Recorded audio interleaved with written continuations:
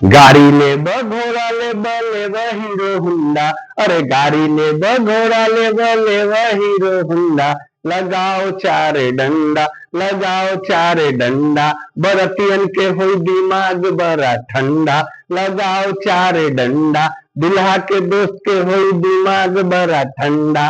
लगाओ चारे डंडा। जी हाँ दोस्तों, मेरे दोस्त पवन की शादी थी और उसकी बाराती गांव में जाने वाली थी। ये मेरे गांव में बारात जाने का पहला एक्सपीरियंस था, क्योंकि मैं जो भी बाराती गया था वो शहर में गया था। तो पवन जी के पिताजी का कहना था कि देखो बेटा, तुम मेरे बेटे पवन के साथ ही पूरी शादी में रहोगे, साथ में गाड़ी से जाओगे, साथ में आओगे, मड़वा पे भी रहना है, जयमाला होते समय भी तुम्हें पवन जी के साथ ही रहना है। तो हमने बोला ओके चाचा जी।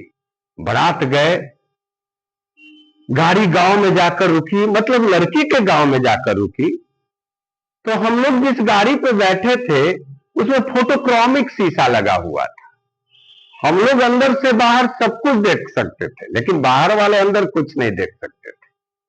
तो हमने देखा कि गांव की लड़कियां सज सवर कर उस गाड़ी से क्रॉस करने वाली थी, माने गाड़ी के पास से, लेकिन गाड़ी के पास रुक गई और उस शीशे में लड़कियां अपना बाल संवारने लगी, ऐसे ऐसे। कुछ लड़कियां अपना लिपस्टिक भी ठीक करने लगी, ऐसे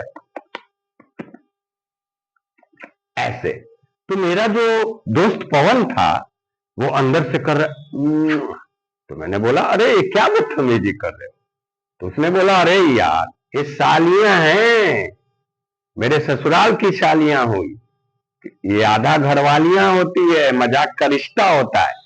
तो जो सहवाला गया था, पवन का भतीजा, छोटा 6 साल का आकाश, वो भी बोल उठा चाचू मैं भी, मैं चाचू मैं भी, चाचू मैं भी।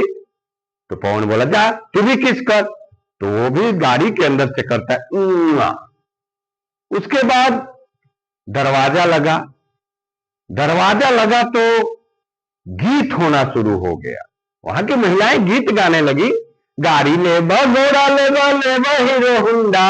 अरे गाड़ी ले घोड़ा ले हीरो हुंडा। लगाओ चारे डंडा, लगाओ चारे डंडा। दुल्हा के दोस्त के बड़ा हो दिमाग ठंडा। लगाओ चारे डंडा। तो मैं घबरा कर भागने लगा।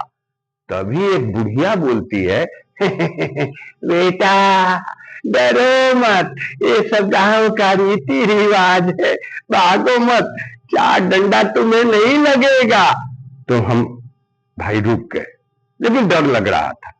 अब जयमाला की बारी आई तो पवन जी को लेकर मैं स्टेज पे चढ़ा।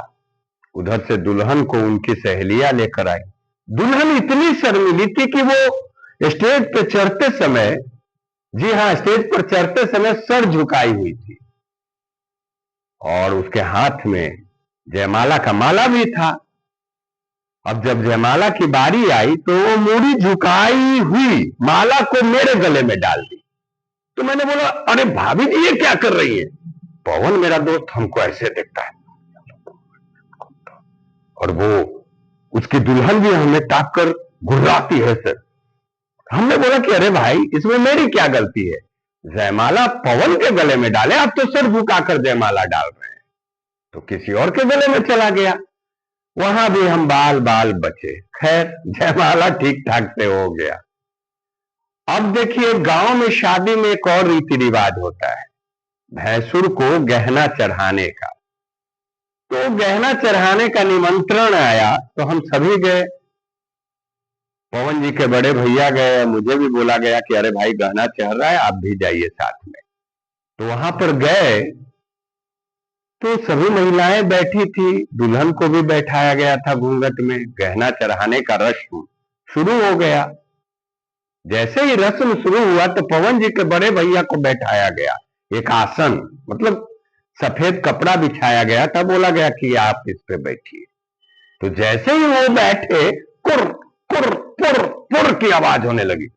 मुझे लगा कि अरे यार, ये पवन के भैया सबके सामने गैस छोड़ रहे हैं, लेकिन नहीं, वहां की शरारत लड़कियां जानते हैं क्या किए थे? आसन के नीचे बड़ा बड़ा पापड़ छान कर रख दी थी।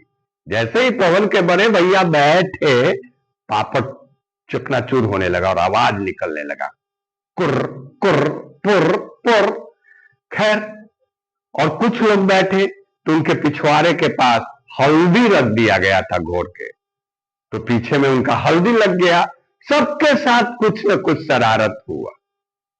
मैंने सोचा कि मैं तो भाई बाल बाल बच गया, लेकिन गहना चढ़ाने का रस्म पूरा हुआ। जब जाने लगे तो हड़बड़ा कर हम जूता पहनने लगे, लेकिन जैसे ही जूता हमने पहना ना, जूता के अंदर भाप यानी चावल डाला हुआ था। जैसे ही हम चलने लगे, पूरा चावल मेरे पैरों में लसर गया।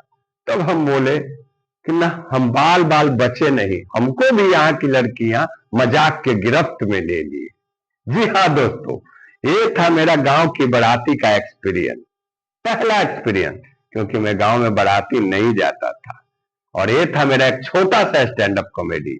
आप जरूर याद करके हंसे होंगे, मुस्कुराए होंगे। बस लाइक कमेंट शेयर करके आशीर्वाद जरूर दीजिएगा। Bye bye.